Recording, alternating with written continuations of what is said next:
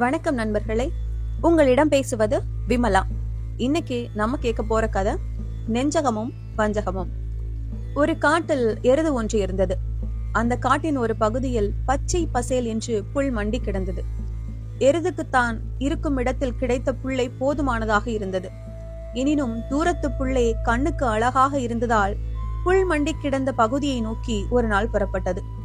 அது போகும்போது மரத்தில் இருந்த பச்சை கிளி அதனை கூப்பிட்டது.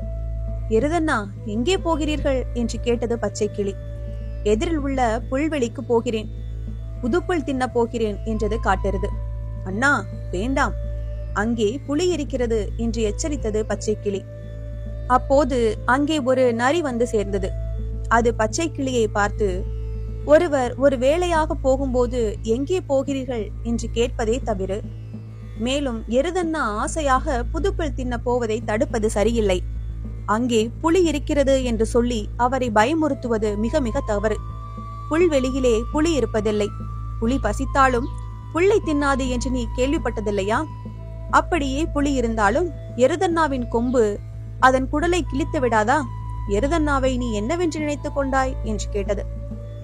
நரியின் பேச்சை கேட்ட எருதுக்கு கிளியின் மேலே கோபமாக வந்தது. தன் வீரத்தை பாராட்டிய நரியோடு பேசிக்கொண்டே அது புல்வெளியை நோக்கி சென்றது. புல்வெளியில் அது இன்பமாக மேய்ந்து கொண்டிருந்த போது நரி அங்கிருந்து நழுவியது. புல்வெளியில் ஒரு புறத்தில் மறைந்திருந்த கிழட்டு புலி எருதின் மேல் பாய்ந்து அதை கொன்று தின்றது. நரியும் அதன் குருதியை குடித்து மகிழ்ந்தது.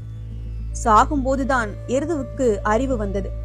பச்சை கிளியின் எச்சரிக்கையை பொருட்படுத்தாமல் நரியின் நயவஞ்சகத்திற்கு இரையானதை எண்ணி வருந்தியது.